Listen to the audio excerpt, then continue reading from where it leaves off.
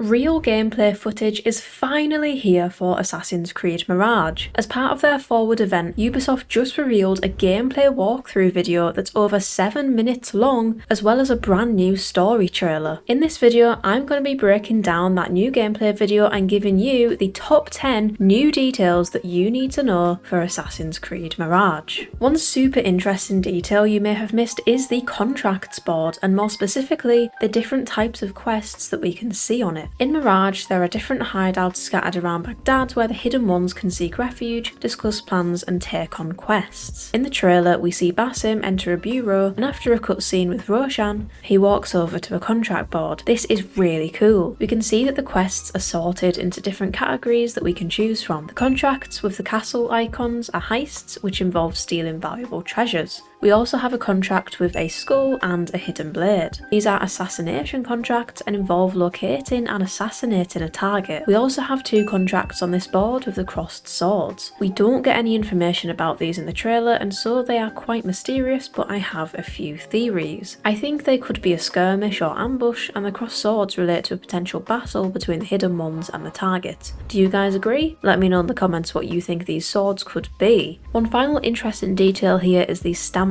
on the contracts. We see a few grey feathers, some brown swords, and what looks to be some sort of green ornament. What you may have missed is that these actually relate to the rewards we can obtain from the quests. As you can see, when we hover over the heist, we can see that our rewards consist of some coins and a feather, which matches the stamp. Additionally, when we hover over the assassination, you can see that we get a bronze tri-sword icon as our reward. This small look at the contracts board gives us a ton of interesting information, and it has me super hyped. It looks like we'll have lots of cool missions to choose from, and that these will each have interesting rewards on offer. One key detail that you may have missed is the wanted system marker. As Basim is navigating Baghdad at the start of the trailer, we see the 3 tier wanted system bar in the bottom right. The first tier is a warning state where the player can still evade enemies relatively easily, and it's meant as a warning sign for the player. The second bow icon is the search state, where NPCs get more aggressive and begin to look for us. The last state, represented by the crossed swords, is when we begin a fight and enter conflict. In the trailer, we see Basim start off in the warning stage, but this escalates to the search state after he assassinates a target. This is a really cool feature and supports Mirage's aim to return us to a game more focused on stealth. I think it flowed really well in the trailer, and I'm excited to see this in action when we actually get to play.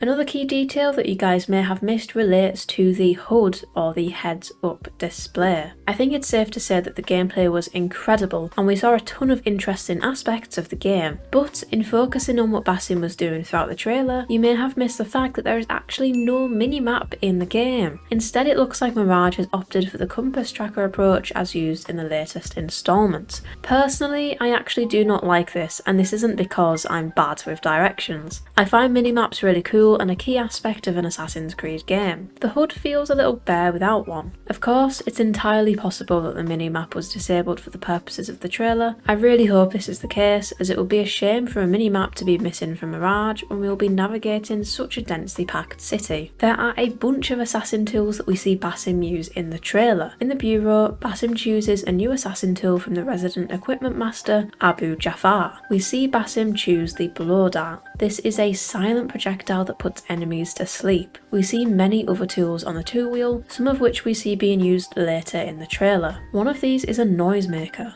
This is a tool that you can throw anywhere like a small bomb, and it will make the enemy move away from you towards wherever you've thrown it. This is sort of like the whistle in the other games, but it works the opposite way around. Also, when Basim is above a target, we see him put down a poison mine. The last tool I spotted was of course the throwing knives. These were used a couple of times, but it seems to be a quick way to kill a guard that discovers us right after we assassinate a target. I think all of these tools were great and really evidence the fact that Mirage really is returning to a more stealthy approach. Another key detail you may have missed is how Basim skips time. After selecting the concubine assassination contract on the contract board, Basim skips time and wakes on a bench. Here we see that my earlier predictions were right. We can use benches to skip forward time and to blend in a crowd. One really awesome detail that I wanted to point out was just how good the parkour looked. At the start of the trailer, we see Basim seamlessly free run and parkour between buildings. This shot in the confined alley is particularly cool. The parkour looks really smooth, and I'm pleased that it looks like we will have plenty of things to grab onto and make the parkour feel like a proper Assassin's Creed game. I've said previously that the quality of the climbing and parkour movements in Mirage will really be key to the success of the game, because the terrain is mainly going to be buildings within Baghdad, which has been confirmed to be the only city in the game. It's really important that the parkour is good in the game, and from what we see here, I think they've done a fantastic job. Something really important that we see in the gameplay trailer is the introduction and mentions of some interesting new characters.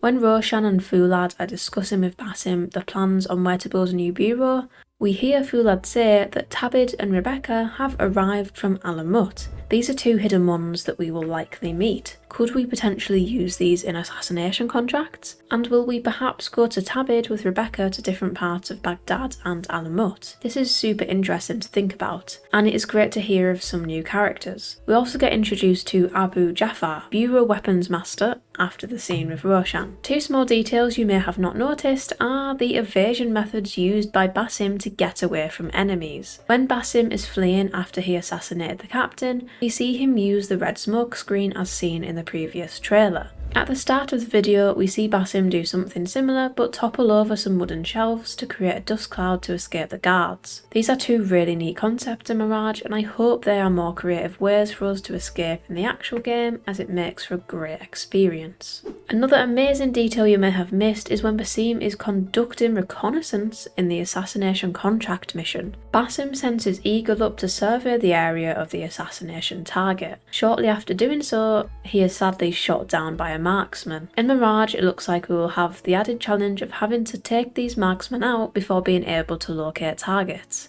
I think this does a good job of adding some realism and narrowing down the scope of the game to make us feel more like actual assassins. This is because we can't just go in all blades blazing after locking onto the target straight away. We have to carefully take out a marksman in order to find our victims via our eagle. Remember the icons we talked about earlier that we get as rewards from the assassination contracts? You may have missed the hidden meaning behind the name of the sword icon that is a reward for these contracts. When Basim loots a guard near the end of a mission, we see him gain 2 power favour tokens. It seems like we can earn these by looting guards and doing the contract, so they must be key to the game. Perhaps they contribute to a power favour level or stockpile that we can use to influence other hidden ones, or maybe they can be used to buy special items in relation to bureaus. Either way, these are a really key detail that give us plenty to think about. And there we have it guys, 10 new details that you need to know about Mirage. Were there any details that you are excited to learn more about in the game? Let me know in the comments below. Don't forget to like the video and subscribe for more Assassin's Creed news. As always, thank you so much for watching, see you next time.